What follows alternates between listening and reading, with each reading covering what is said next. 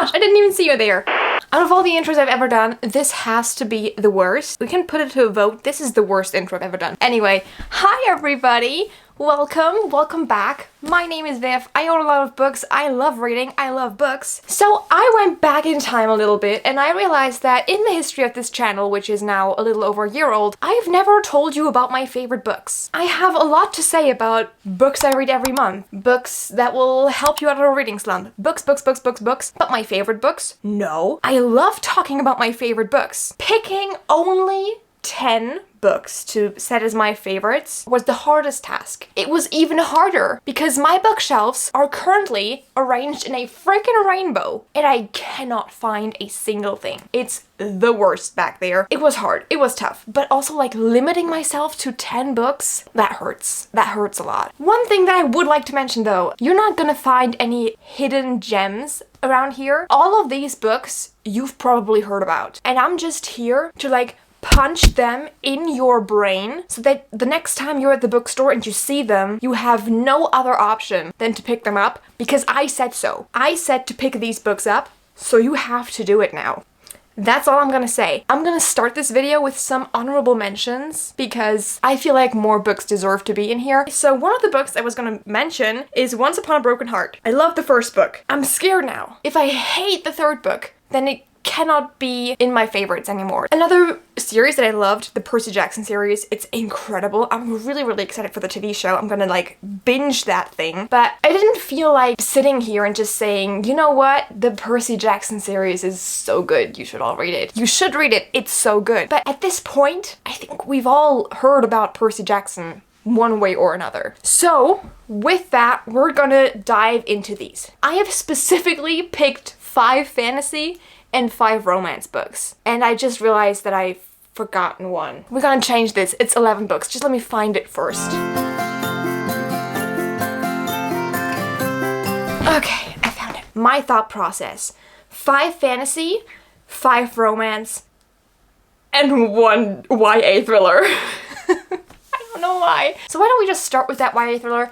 I think at this point we all already know what book I'm talking about. A Good Girl's Guide to Murder. This book is gold. It is so perfect. It is so nice. Essentially, we are following around Pip. So in Pip's town, there is this old murder case, right? So Andy Bell has been murdered years ago, and Pip wants to clear off this case because she thinks the person who is allegedly the killer is actually innocent. Now the issue is that that person is also dead. She basically has nothing to go off, and she's like just a little detective. This book was so incredibly good. I'm gonna say this about all these books, by the way. They're all so good. I loved so many things in this. I loved all of the friendships in this so much. I loved Pip as a character. I love her character development to like the next book and to the third book. This is a complete series and it's so realistic and it makes sense. And I'm super excited for the TV show to come out. You don't even know how excited I am. This book broke me into 1,000 pieces and then it like glued me back together with like the tape and with the strings, and then it ripped me apart again and again and again and again, and I was just on my feet the entire time. I didn't know what was gonna happen. I loved all 3 books so much. This is an incredible series. It's completely YA. It's completely spice-free. It's teenagers trying to solve a murder, and it's incredible. And with that, we're leaving the thriller aisle. I don't read any thrillers. Sometimes I do, but mostly for the romance.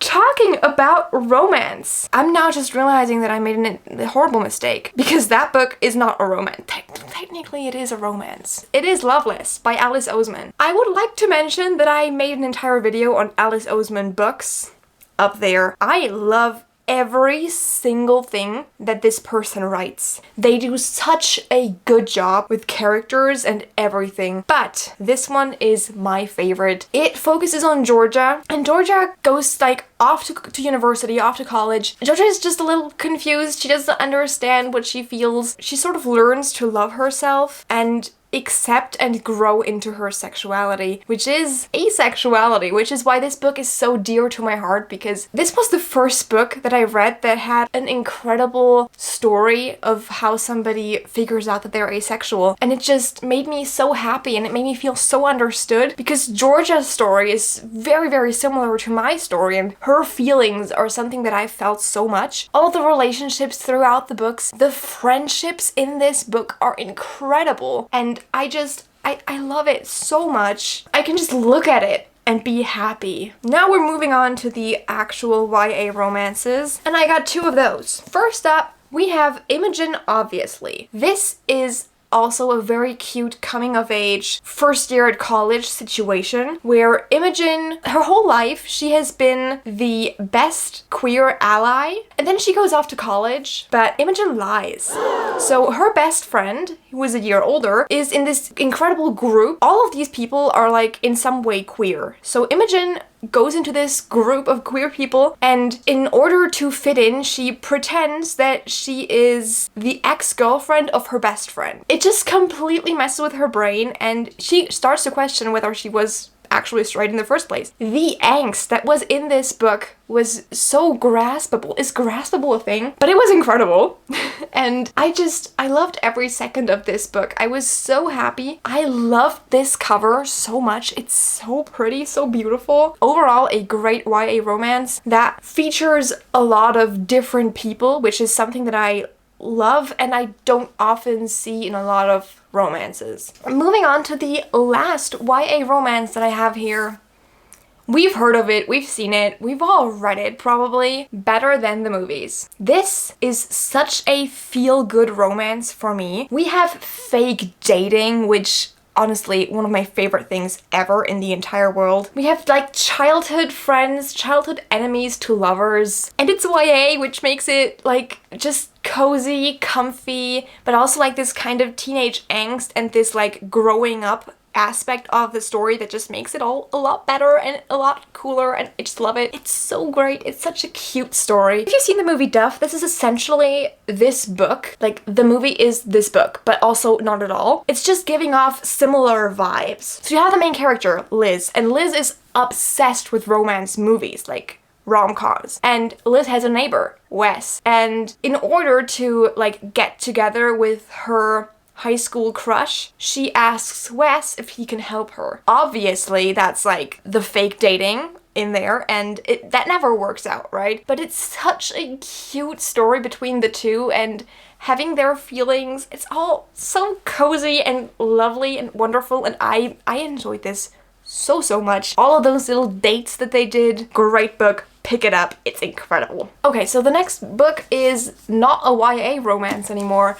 We have new adult romance, or actually we have adult romance, Love Theoretically. Now, if you are confused, yes, the cover is turquoise. I was confused as well when I was looking for the book on that freaking rainbow shelf back there, because usually the book is orange. But this is the Illumicrate edition of it, so it is just stunning with the gold foiling. Ali Hazelwood writes a lot of STEM romance, so with people who work in STEM, with people who work in science, if you're not familiar with all this. And as a person who works in science, I'm currently doing my master's in biology. I love this on a different level. I originally, when I read the first one, which is The Love Hypothesis, like these books are not necessarily connected. The first book is Love Hypothesis, and I loved that book to death. It's incredible. And the second one, Love on the Brain, was still very good, but not as good as the first one. And then this one, Love Theoretically, that just blew my mind completely. So we have the main character, and I forgot her name. So in this case, we have 2 physicists. We have a theoretical physicist, which is Elsie. We have an experimental physicist, who is Jack. And those 2 are just like arch enemies. But you gotta work. And you gotta have money to study. And since she has been studying for a while, she's been going on fake dates with people. She's been fake dating this guy for his family, like only for his family dinner so that the family doesn't say anything.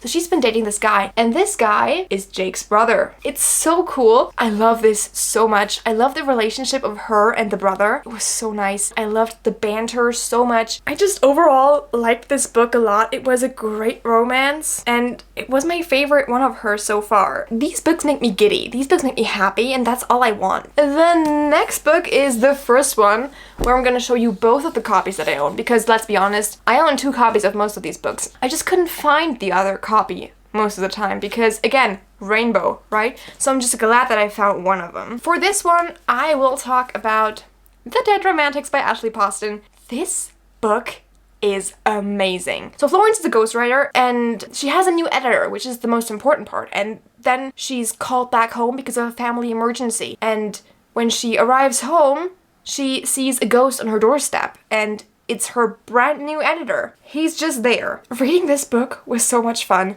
The romance between these two was so great. Of course, like the plot twist, there is no real plot twist, right? We've all been expecting what's gonna happen in this book, but that's okay. I don't mind a book being predictable. What I also don't mind is a book having such a beautiful special edition. Like, look at these pages. They're gorgeous. This book is gorgeous. It's also signed. This is the Fairy Loot exclusive. Dead Romantics, it's just such a cute book. I love it. I love the small town vibes. I love that she's a writer and that she has like writer's block and that he's kind of trying to help her. What I also love about it so much is the relationship that the main character and her whole family has to the topic of death, because they own a funeral home. And so the way that death is portrayed in these is just very beautiful, very stunning. I like this a lot. There is about like 1 or 2 spicy scenes in there, but overall, not as much. Like, I don't think you will find any books that are my favorite books that have like a lot of spicy scenes. We are moving on to fantasy. I love fantasy. We have Red Queen by Victoria Aveyard. These books are so good. Everything by Victoria Aveyard is so good. The Realmbreaker series, I was debating which one I was gonna pick for this, like either the Realmbreaker series or the Red Queen series. I could not do both, even though I love both of them almost equally. But then I picked Red Queen because that series is completed and I read all of the books and I loved it. I've loved it for years. And this book has one of those scenes that I just open up and read whenever I want. I think about this scene almost daily. So let me tell you about the book.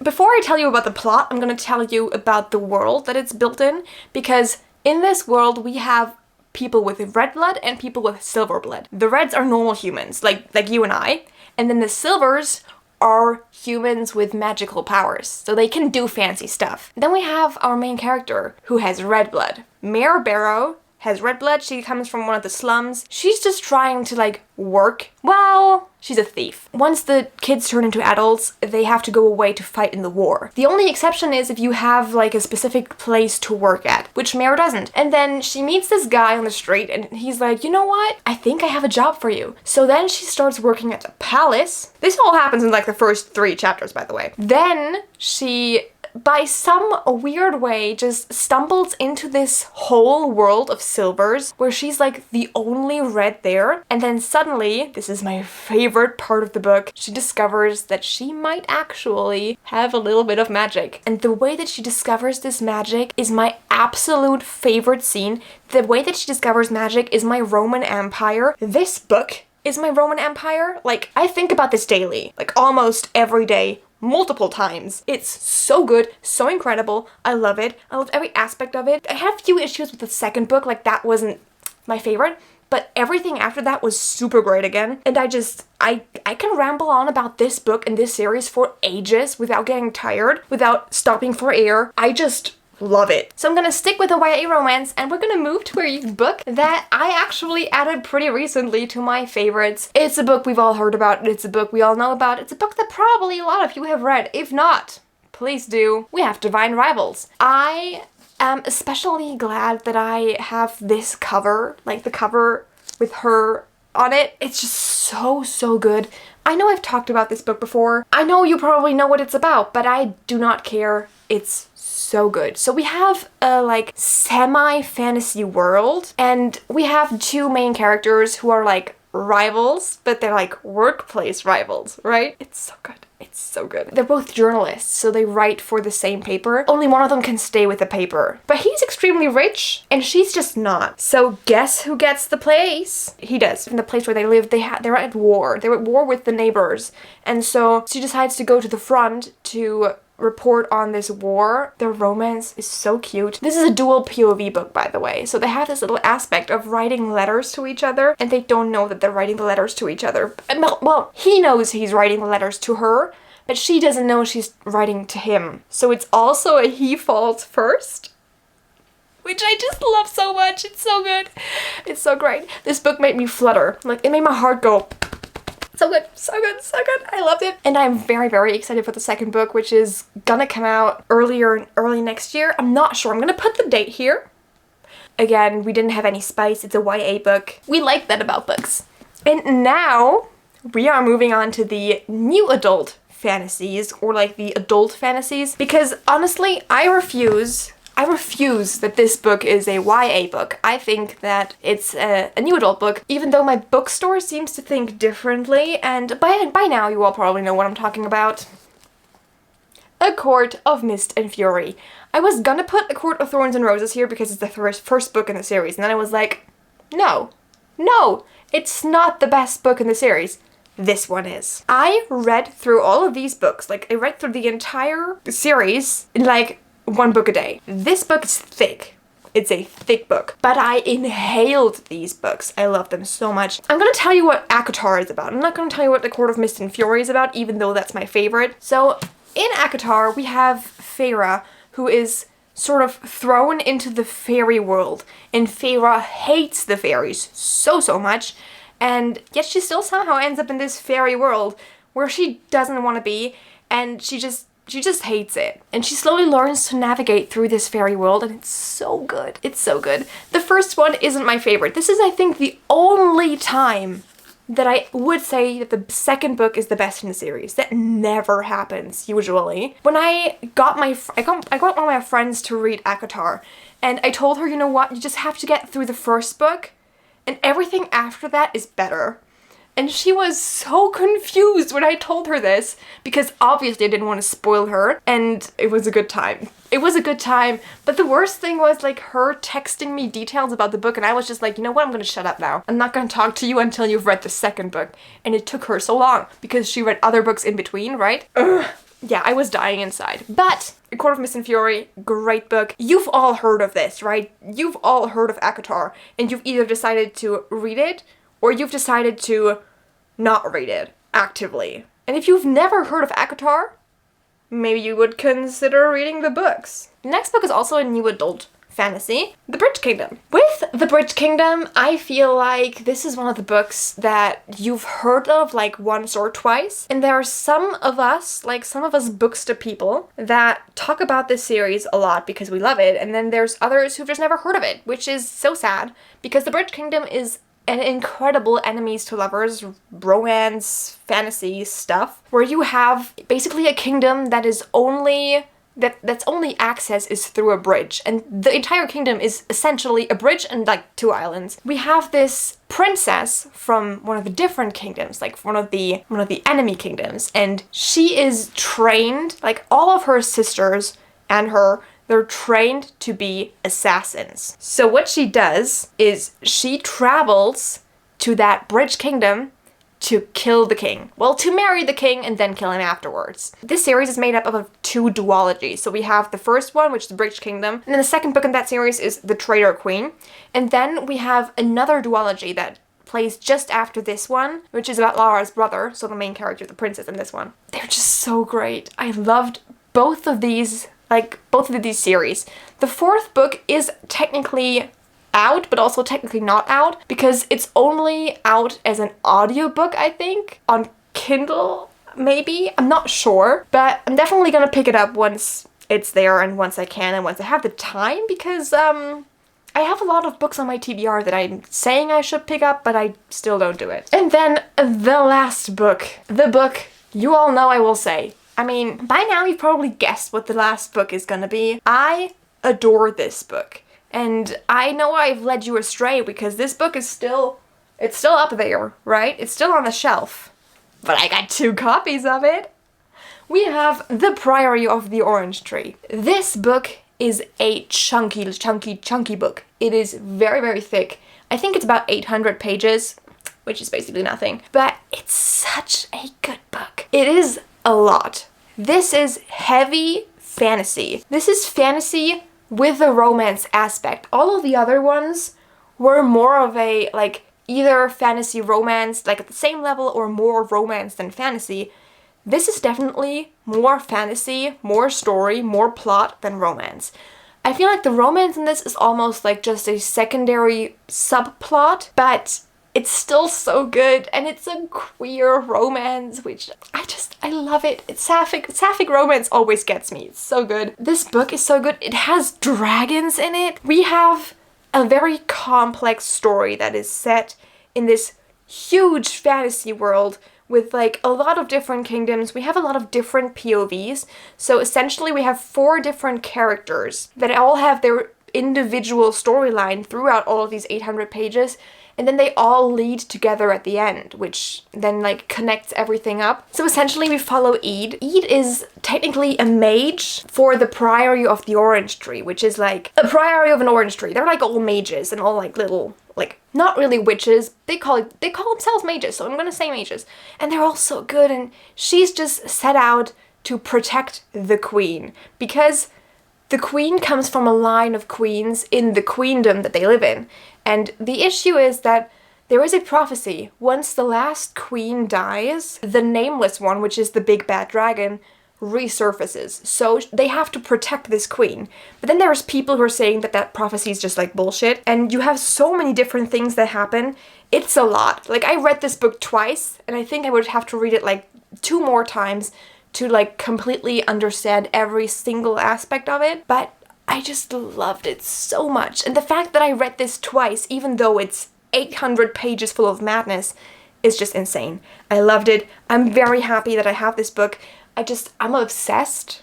And I don't know what to tell you about it, because there is so much going on. You have to have brain capacity left to read this book. This isn't one of those easy peasy romance books. It's not one of those easy peasy fantasy books. This is tough. This is hard work. Every time a new chapter comes on, you have to look up where they are on the map. Like, this is the level of fantasy that we're at. You know it's hardcore fantasy when you actually need the map. But it's great. I love this book so much, and I hope that I've convinced you to pick it up. Just because I'm so obsessed with it. Because it's really good. I loved it. That was it. Those were all of my favorite books of all time. Please, please tell me down below what your favorite books are. Tell me if you've read any of these, if you love them as much as I did.